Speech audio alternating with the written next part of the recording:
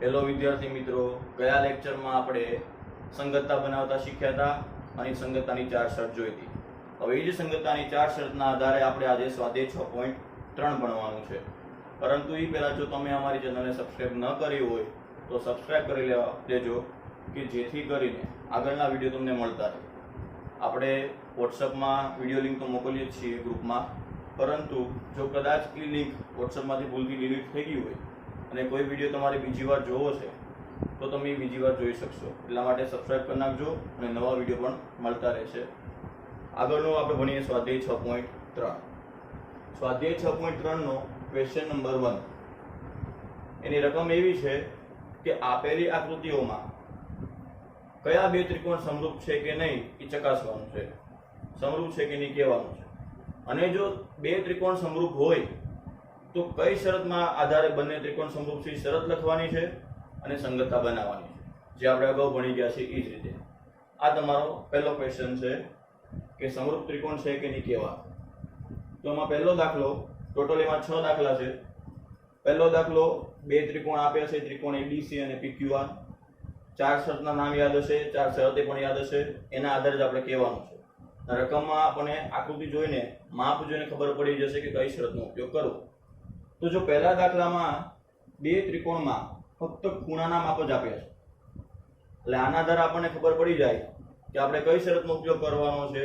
તો ખૂણાવાળી શરત, એટલે કે ખૂ શરત. તો જોઈએ, અહીંયા તમે જુઓ તો એ નું માપ 60 છે અને પી નું માપ પણ 60 છે. તો એ અને પી સમાન થાય એટલે મેં અહીંયા લખ્યું છે એ બરાબર પી. ત્યારબાદ બી નું માપ 80 છે અને ક્યુ નું માપ પણ 80 છે, એટલે મેં અહીંયા લખ્યું છે બી બરાબર ક્યુ.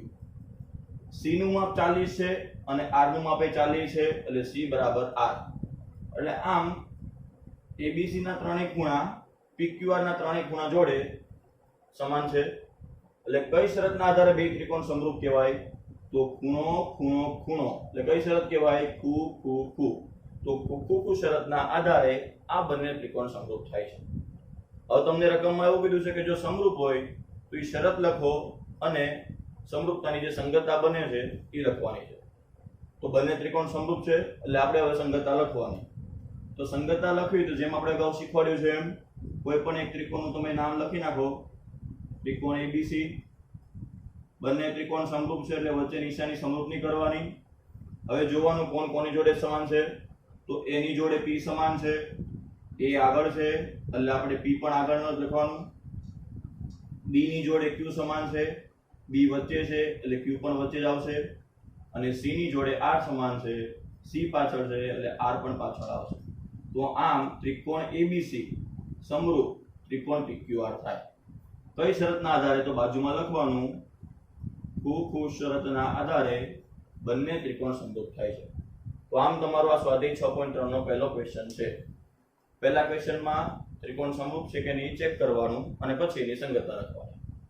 બરાબર? તો આમાં ખૂ શરતના આધારે બંને ત્રિકોણ સમરૂપ થાય છે, કારણ કે એક ત્રિકોણના ત્રણે ત્રણ ખૂણા બીજા ત્રિકોણના ત્રણે ત્રણ ખૂણા જોડે સમાન થાય છે. હવે બીજો દાખલો જોઈએ. અહીંયા પણ રકમ જોઈને તમને ખબર પડી જશે કે કઈ શરતનો ઉપયોગ કરવો. જો અહીંયા બાજુના માપ આપેલા છે, એનો મતલબ એવો થાય કે આપણે બાજુનો ગુણોત્તર એટલે કે બાબા શરતનો ઉપયોગ કરવાનો. પણ એમાં શરત કેવી હતી કે બાબા શરત પ્રમાણે કે ત્રણેય ગુણોત્તર સમાન આવવા જોઈએ. તો આપણે અહીંયા જોવું પડશે કે કોની જોડે ગુણોત્તર લેવાનો.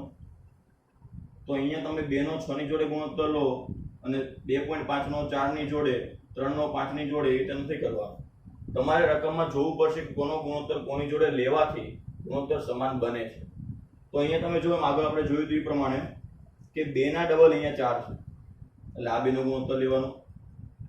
2.5 ના બમણા 5 છે એટલે આ બેનો ગુણોત્તર લેવાનો. અને 3 ના બમણા અહીંયા 6 છે એટલે આ બેનો ગુણોત્તર લેવાનો. તો આમ તમને રકમમાં ખબર પડશે કોનો ગુણોત્તર લેવો. ઘણા છોકરાઓ મગજમાં એવું રાખતા હોય છે કે આ એબી બાજુનો આની જોડે જ લેવાનો, આ બાજુનો આની જોડે જ લેવાનો અને આ બાજુનો આની જોડે જ લેવાનો. તો એવું ન હોય. તમારો ગુણોત્તર સમાન બનાવવા માટે તમે કોઈ પણ બાજુ જોડે ગુણોત્તર લઈ શકો, પણ તમારે વિચારવું પડશે કે કોનો ગુણોત્તર કોની જોડે લેવો. તો આપણે જેમ જોયું એમ હવે આપણે 2 નો ગુણોત્તર 4 ની જોડે લેવાનો છે. 2 એટલે કઈ બાજુ છે? તો AB, અને 4 એટલે છે કઈ? QR. તો AB ના છેદમાં QR, AB ની કિંમત 2 અને QR ની કિંમત 4 2 2 4 ઉપર કંઈ નહીં વધે એટલે 1 અને છેદમાં કેટલા આવશે 2. પહેલો ગુણોત્તર આવી ગયો. હવે કોનો ગુણોત્તર લેવાનો છે તો 2.5 વાળાનો અને 5 વાળાનો. તો 2.5 વાળી બાજુ કઈ છે BC અને 5 વાળી બાજુ કઈ છે PR. તો હવે આપણે ગુણોત્તર લખશું BC ના છેદમાં PR. BC 2.5 છે અને PR 5 છે. કિંમત મૂકી દઈએ 2.5 છેદમાં 5. બધાને ખબર છે 2.5 ના બમણા 5 થાય.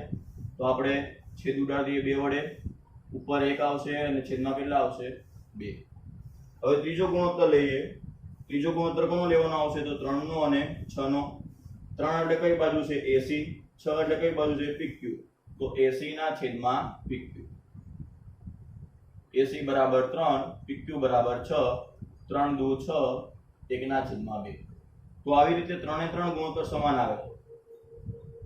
ત્રણેય ગુણોત્તર સમાન આવે છે. આનો મતલબ એવો થાય કે ભાગાભાગ શરતના આધારે આ બે ત્રિકોણ સમરૂપ કહેવાય. બંને ત્રિકોણ સમરૂપ થઈ ગયા. હવે આપણે સંગતતા બનાવવાની છે. તો જેમ અગાઉ શીખ્યા તે પ્રમાણે કોઈ પણ એક ત્રિકોણનું નામ લખી નાખો. તો અહીંયા હું નામ લખી નાખું છું ત્રિકોણ ABC. વચ્ચે નિશાની કોની આવશે સમરૂપની. ભાગાભાગ શરતમાં આપણે સંગતતા બનાવવા માટે ગુણોત્તર સરખાવતા હતા. તો આપણે અહીંયા ગુણોત્તર સરખાવવો હોય તો હું પહેલાની જોડે આ બીજાનો ગુણોત્તર સરખાવું. પહેલાનો અને બીજાનો ગુણોત્તર સરખાવો છો. જેમ શીખવાડ્યું હતું એ પ્રમાણે જ કે અંશમાં કોણ સમાન છે તો AB અને BC. તો બંનેમાં સમાન કોણ આવશે B. છેદમાં કોણ સમાન છે તો QR અને PR. તો સમાન કયો આવશે R. અંશમાં B સમાન છે, છેદમાં R સમાન છે, એટલે B ની જોડે R બિંદુ આવે. B બિંદુ વચ્ચે છે એટલે આપણે R બિંદુ પણ વચ્ચે લખવાનું. હવે આગળના બિંદુ કોની જોડે કોણ સમાન છે ચેક કરવા માટે હવે કયો ગુણોત્તર સરખાવવાનો તો બીજાની જોડે ત્રીજો ગુણોત્તર સરખાવો. બીજાની જોડે તમે ત્રીજો ગુણોત્તર સરખાવો. અંશમાં કોણ સમાન છે તો BC અને AC માં C સમાન કહેવાય. છેદમાં કોણ સમાન છે તો PR અને PQ માં P સમાન કહેવાય. તો અંશમાં C અને છેદમાં P સમાન છે એટલે C ની જોડે P આવશે. C અહીંયા પાછળ છે એટલે આપણે P ને પાછળ લખવાનું. હવે PQR માં R અને P આવી ગયા તો વધ્યા કયો Q. તો A ની જોડે Q સમાન. તો આમ તમારી સંગતતા બનશે બાજુના આધારે. કઈ શરતના આધારે બંને સમરૂપ થાય છે તો બાજુમાં લખવાનું બા શરતના આધારે બંને ત્રિકોણ સમરૂપ છે. તો આમ તમારા આ સ્વાધ્યાય 6.3 નો બીજો દાખલો હતો. પહેલો દાખલો ખૂણાવાળી શરતના આધારે હતો અને બીજો દાખલો બાજુવાળી શરતના આધારે હતો. અને ખાસ બાબાભાઈ શરતમાં સમજજો કે કોની જોડે કોનો ગુણોત્તર લેવો. ખૂણાવાળી શરત સહેલી છે કારણ કે જોઈને ખબર પડી જાય કોણ કોની જોડે સમાન છે. અને બાજુવાળી શરતમાં તમારે સમજવું પડશે કે કઈ બાજુનો કોની જોડે ગુણોત્તર લેવો. તો હવે આપણે દાખલા નંબર 3 જોઈએ. ત્રીજા દાખલામાં પણ બાજુના માપો જ આપેલા છે એટલે અહીંયા પણ બાબાભાઈ શરત પ્રમાણે ચેક કરવું પડશે કે બંને ત્રિકોણ સમરૂપ છે કે નહીં. તો આપણે ગુણોત્તર લઈએ. જેમ આપણે અગાઉ કીધું એમ અહીંયા પણ ગુણોત્તર લેવા તમારે જોવું પડશે કે કોની જોડે કોનો ગુણોત્તર લેવો. તો અહીંયા હું પહેલા 2 ની જોડે 4 નો ગુણોત્તર લઉં. 2 એટલે કયું માપ છે MP અને 4 એટલે કોનું માપ છે DE. તો હું પહેલા MP નો અને DE નો ગુણોત્તર લઉં. MP 2 છે અને DE 4 છે. 2 દુ 4, 1 ના છેદમાં 2. કેમ મેં અહીંયા MP નો DE નો ગુણોત્તર લીધો કારણ કે અહીંયા 2 ના બમણા 4 છે એટલે E 2 નો લેવાય. અહીંયા 3 ના બમણા 6 છે એટલે આપણે E 2 નો લઈશું. એટલે આના આધારે મને ખબર પડી હું આ ગુણોત્તર લઉં. હવે હું અહીંયા 3 નો અને 6 નો ગુણોત્તર લઉં. 3 એટલે LP કહેવાય અને 6 એટલે કઈ બાજુ છે DF. તો LP ના છેદમાં DF. LP ની કિંમત 3 મૂકવાની, DF ની કિંમત 6 મૂકો. 3 દુ 6, ઉપર 1 વચ્ચે છેદમાં કેટલા આવશે 2. તો બીજો ગુણોત્તર એ સમાન આવી ગયો. હવે ખાસ ત્રીજો ગુણોત્તર જો એટલે કે ત્રીજી બાજુ વાળો 2.7 નો અને 5 નો લેવો પડશે. 2.7 એટલે કઈ બાજુ વધી LM. 5 એટલે કઈ બાજુ છે EF. LM એટલે 2.7 માપ આપેલું છે અને EF એટલે કેટલું આપેલું છે 5. હવે તમે અહીંયા જુઓ તો કઈ છેદ નહીં ઉડે. 2.7 અને 5 ના છેદ ઉડતા નથી. પોઈન્ટ દૂર કરીને તમે કરશો તો પણ છેદ ઉડશે નહીં. તો બે ગુણોત્તર સમાન આવે છે. પહેલો ગુણોત્તર અને બીજો ગુણોત્તર સમાન આવે છે પરંતુ ત્રીજો ગુણોત્તર સમાન આવતો નથી. આમ આ બે ત્રિકોણ સમરૂપ કહેવાય નહીં. હવે કદાચ આની સિવાયના તમે ગુણોત્તર લેશો. મેં જે આ બે ગુણોત્તર લીધા આ બે એની સિવાય કોઈ પણ ગુણોત્તર લેશો તો પણ આ ત્રિકોણ સમરૂપ થશે નહીં, કારણ કે ત્રીજો ગુણોત્તર સમાન નહીં આવે. એટલે આવી રીતે આપણને ખબર પડશે કે કોની જોડે કોનો ગુણોત્તર લેવો, અને ગુણોત્તર સમાન આવતો નથી એટલે અહીંયા બાબા શરતનો ઉપયોગ થાય નહીં. એટલે આ બંને ત્રિકોણ સમરૂપ નથી. તો તમારે નીચે લખવાનું કે આપેલા ત્રિકોણો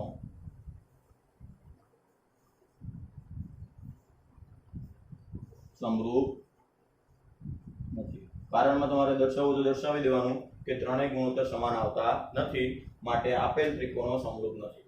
એટલે આમ બીજો દાખલો અને ત્રીજા દાખલામાં ફરક શું છે તમે ખાલી જોઈ લો. માપ એક જ જેવા છે. જેમ અહીંયા 2 3 હતું એમ અહીંયા 2 3 છે. જેમ અહીંયા 4 6 હતું એમ અહીંયા 4 6 છે, પરંતુ ત્રીજી બાજુમાં ફરક છે. અહીંયા ત્રીજી બાજુ 5 છે, અહીંયા ત્રીજી બાજુ 5 જ છે, પણ જેમ અહીંયા 2.5 આપ્યું હતું એમ અહીંયા માપ બદલી 2.7 કરી નાખ્યું. એમ બીજા દાખલામાં અને ત્રીજા દાખલામાં કઈ ફરક નથી. ખાલી તમારે જોવાનું છે કે કોનો ગુણોત્તર કોની જોડે લેવાનો. એટલે બીજો દાખલો અને ત્રીજો દાખલો ઓલમોસ્ટ સેમ છે, ખાલી રકમમાં આ એક બાજુમાં ફરક કર્યો છે. 2.5 ની જગ્યાએ 2.7 કરી દીધું છે. એટલે આમ ત્રીજા દાખલામાં બંને ત્રિકોણ સમરૂપ થતા નથી. તો વિદ્યાર્થી મિત્રો, હવે આપણે આગળના જે તમારા દાખલા છે ક્વેશ્ચન 1 ના ચોથો, પાંચમો અને છઠ્ઠો એ જોઈએ. ચોથો પ્રશ્ન, આકૃતિ આપેલી છે બે ત્રિકોણ MNL અને બીજો ત્રિકોણ PQR. આ બંને ત્રિકોણમાં તમે જુઓ ધ્યાનથી તો કયા માપ આપ્યા છે એ માપના આધારે આપણને ખબર પડશે કે આપણે કઈ શરતનો ઉપયોગ કરવો. તો બે બાજુ અને એક ખૂણો આપેલો છે, અહીંયા બે બાજુ અને એક ખૂણો આપેલો છે. એટલે આના આધારે આપણને ખબર પડે કે બે બાજુ અને એક ખૂણો એટલે કઈ શરત હતી? બાખુબા. એટલે આપણે બાખુબા શરતનો ઉપયોગ કરીએ. તો બાખુબા શરત પ્રમાણે પહેલા બે બાજુનો ગુણોત્તર લેવાનો. આમાં આપણે જોઈએ કોનો ગુણોત્તર લેવો પડશે. તો તમે ધ્યાનથી જુઓ તો બમણું માપ કયું છે? તો 2.5 ના બમણા કયા છે? 5. એટલે આપણે આ 2.5 નો અને 5 નો ગુણોત્તર લેવાનો. 2.5 એટલે કઈ બાજુ છે? તો MN, અને 5 એટલે કઈ બાજુ છે? તો PQ. MN ની જગ્યાએ 2.5 મૂકો, PQ ની જગ્યાએ 5 મૂકો. 2.5 અને 5 ના 2 વડે છેદ ઉડાડી દો તો કેટલા આવશે? 1/2. આ પહેલો ગુણોત્તર મળી ગયો. હવે કોનો ગુણોત્તર લેવાનો? તો 5 ના બમણા કેટલા છે? 10. તો 5 વાળી બાજુ અને 10 વાળી બાજુનો ગુણોત્તર લેવાનો. 5 વાળી બાજુ એટલે કઈ છે? ML, અને 10 વાળી બાજુ એટલે કઈ છે? QR. તો 10 ના ML ની જગ્યાએ 5 અને QR ની જગ્યાએ 10. 5 દુ 10 એટલે કેટલા આવશે? 1/2. એટલે બે બાજુનો ગુણોત્તર સમાન આવી ગયો બાખુબા શરત પ્રમાણે. તો બાખુબા શરતમાં આપણે સમજાવ્યું હતું કે જે બે બાજુનો ગુણોત્તર સમાન હોય એની વચ્ચેનો ખૂણો જ સમાન હોવો જોઈએ. બાખુબા શરત પ્રમાણે બે બાજુ અને એક ખૂણો સમાન થવા જોઈએ. બાજુનો ગુણોત્તર અને ખૂણો સમાન થવા જોઈએ. તો બાજુનો ગુણોત્તર સમાન આવે છે, પણ ખૂણો કયો સમાન હોવો જોઈએ? તો જે બે બાજુ સમાન છે એની વચ્ચેનો ખૂણો સમાન હોવો જોઈએ. તો આપણે ચેક કરીએ કે વચ્ચેનો ખૂણો છે કે નહીં. તો અહીંયા આપણે જે બાજુ લીધી હતી જોવાની, કઈ બાજુ લીધી? આપણે MN અને ML. એની વચ્ચેનો ખૂણો એટલે M ખૂણો છે, એનું માપેલું છે 70. એ જ રીતે અહીંયા કઈ બાજુ લીધી હતી આપણે? તો PQ અને QR. એમાં પણ વચ્ચેનો ખૂણો કયો છે? Q. એ પણ કેટલો છે? 70. એટલે આમ જે બે બાજુનો ગુણોત્તર સમાન છે એની વચ્ચેનો ખૂણો જ સમાન છે. એટલે બાખુબા શરતના આધારે બંને ત્રિકોણ સમરૂપ થાય. તો અહીંયા નીચે લખી નાખવાનું કે ખૂણો Q અને ખૂણો M સમાન છે. બરાબર. એટલે કે બાજુ બાજુ અને ખૂણો એટલે કે બાખુબા શરતના આધારે બંને ત્રિકોણ સમરૂપ બને. એટલે આવી રીતે ખાસ યાદ રાખજો, બાખુબા શરતમાં કોઈ પણ ખૂણો સમાન નથી લેવાનો. જે બે બાજુનો ગુણોત્તર સમાન આવે છે એની વચ્ચેનો ખૂણો જ સમાન આવવો જોઈએ. હવે આપણે સંગતતા બનાવીએ. સંગતતા બનાવવા આપણે શીખવાડ્યું તેમ કોઈ પણ એક ત્રિકોણનું નામ લખી નાખો. તો હું અહીંયા નામ લખી નાખું MNL. વચ્ચે બંને ત્રિકોણ સમરૂપ છે એટલે સમરૂપની નિશાની કરવાની. અહીંયા આપણને ખબર જ છે કે Q ની જોડે M સમાન છે એટલે M ખૂણો આગળ છે એટલે Q પણ ક્યાં આવશે? આગળ. હવે તમે ગુણોત્તર સરખાવો તો M ની જોડે કોણ સમાન આવશે અને L ની જોડે કોણ આવશે ખબર પડશે.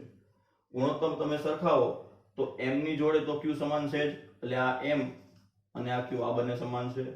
આ M અને Q એ તો સમાન છે જ.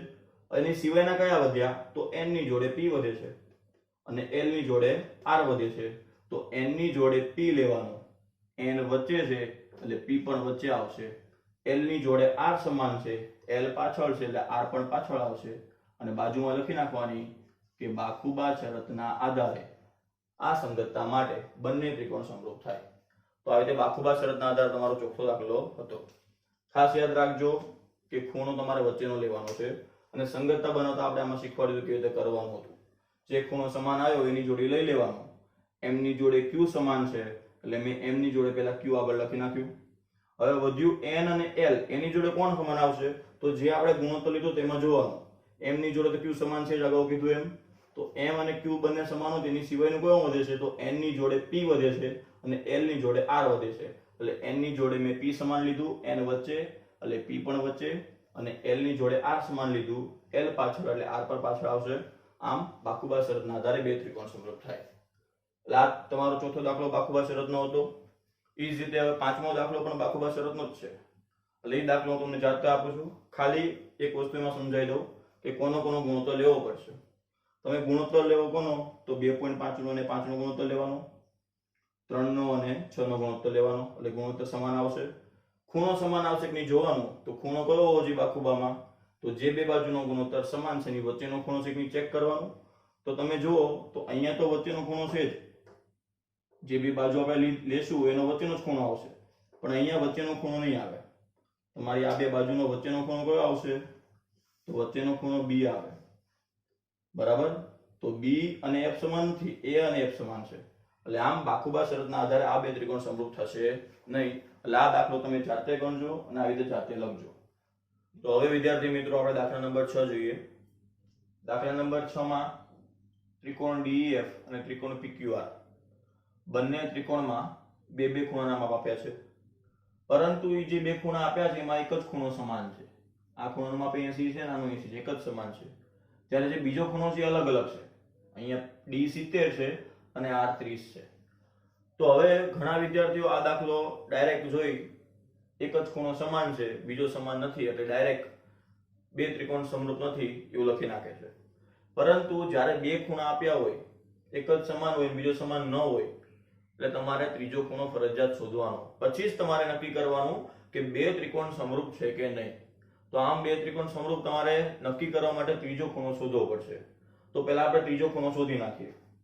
તો ખૂણો f શોધવો હોય, ત્રિકોણ DEF માં ખૂણો f શોધવો હોય તો મારે ત્રિકોણના ત્રણેય ખૂણાનો સરવાળો કેટલો થાય? 180. આ 180 માંથી આ બંને ખૂણાનો સરવાળો બાદ કરી દેવાનો, એટલે કે 70 અને 80 નો સરવાળો બાદ કરો. 180 માંથી 70 અને 80 150 થાય. 180 માંથી 150 જાય એટલે કેટલા આવશે? 30. એટલે આમ આપણને f ખૂણો 30 મળી જાય. f ખૂણો આપણને 30 મળી ગયો. હવે PQR માં આપણે p ખૂણો શોધીએ. તો PQR માં p ખૂણો શોધવો હોય તો જેવું અહીંયા કર્યું એવું જ કરવાનું આવશે કે 180 માંથી આ બંને ખૂણાનો સરવાળો બાદ કરી દેવાનો. તો 80 અને 30 નો સરવાળો બાદ કરીએ. 180 માંથી આ બેનો સરવાળો એટલે 110 બાદ કરો તો કેટલા આવશે? 70. એટલે આમ આપણને p ખૂણો 70 મળશે. હવે તમે જુઓ તો આપણા દાખલામાં ખૂણાઓ સમાન થઈ ગયા. e ની આરે q તો સમાન હતો જ 80 80. d 70 હતો એને 70 કોણ આવી ગયો? p. p નું માપ 70 આવી ગયું. અને f 30 હતો, f 30 આપણે શોધ્યો અને r 30 આપેલો હતો. તો આમ આપણા ખૂણા સમાન થાય છે. એટલે આ ખાસ યાદ રાખજો કે એક જ ખૂણો સમાન હોય એટલે બે ત્રિકોણ સમરૂપ નથી એવું ડાયરેક્ટ લખવાનું નહીં. પહેલા તમારે ત્રીજો ખૂણો શોધવાનો, પછી જ તમારે ત્રીજા ખૂણાના આધારે જે માપ આવે એના આધારે નક્કી કરવાનું કે બે ત્રિકોણ સમરૂપ છે કે નહીં. જો તમે ડાયરેક્ટ લખી નાખશો તો સમરૂપ થતા હશે તો પણ તમે સમરૂપ નથી એવું લખશો તો ખોટો પડશે દાખલો. એટલા માટે તો આમ જો આપણે ત્રણ ખૂણા સમાન આવી ગયા છે 80 80 30 30 70 70. તો આપણા ખુખુખુ શરતના આધારે આ બે ત્રિકોણ કેવા કહેવાય? સમરૂપ કહેવાય. તો હવે આપણે સંગતતા લખવાની. તો સંગતતા લખવા માટે પહેલા કોઈ પણ એક ત્રિકોણનું નામ લખી નાખીએ. બે ત્રિકોણ છે DEF અને PQR. એમાં હું નામ લખી નાખું D E અને F. વચ્ચે કરવાની સમરૂપતાની નિશાની. ચલો D 70 છે, 70 વાળો ખૂણો કયો છે? P. એટલે D આગળ અને P પણ આગળ. E 80 છે, 80 વાળો ખૂણો કયો? Q. E વચ્ચે છે એટલે Q પણ વચ્ચે. F 30 છે, 30 વાળો ખૂણો કયો છે? R. F પાછળ છે એટલે R પણ પાછળ આવશે. તો આમ ખુખુખુ શરતના આધારે આ બે ત્રિકોણ સમરૂપ થાય. એટલે આ દાખલામાં ખાસ ધ્યાન રાખજો કે દાખલામાં ખૂણો શોધીને પછી જ નક્કી કરજો કે બે ત્રિકોણ સમરૂપ છે કે નહીં. એક ખૂણાના આધારે નક્કી કરશો તો દાખલો ખોટો પડશે. એટલે આપણે બંનેમાં ત્રીજો ખૂણો શોધી નાખ્યો અને ત્રીજો ખૂણો શોધીએ તો F30 આવે છે અને P70 આવે છે. એટલે આમ ત્રણે ત્રણ ખૂણાઓ સમાન થાય છે અને ત્રણ ખૂણા સમાન થાય તો ખુખુ શરતના આધારે બે ત્રિકોણ સમરૂપ કહેવાય. કુલ તમારી ચોપડીમાં 16 પ્રશ્ન છે સ્વાધ્યાય 6.3 માં. એમાં એક તો આપણે ભણી ગયા અત્યારે, જે તમારે નોટમાં ફરજિયાત લખવાનો છે. શાંતિથી વિડીયો જોઈ લેવાનો, દાખલા શીખી લેવાના, પછી જાતે સ્વાધ્યાય 6.3 નો પહેલો પ્રશ્ન નોટમાં લખી નાખવાનો. આગળના લેક્ચરમાં આપણે જે પ્રશ્નો વધ્યા છે 16 પ્રશ્ન આપણે નથી ભણવાના, કેમ કે બધા સાબિતી વાળા છે મોસ્ટ ઓફ. એમાં આપણે ખાલી હવે બીજો અને 15મો આ બે પ્રશ્નો આવતા લેક્ચરમાં જોઈશું. ત્યાં સુધી દાખલાની પ્રેક્ટિસ કરો અને સ્વાધ્યાય 6.3 નો પહેલો પ્રશ્ન નોટમાં લખી નાખજો.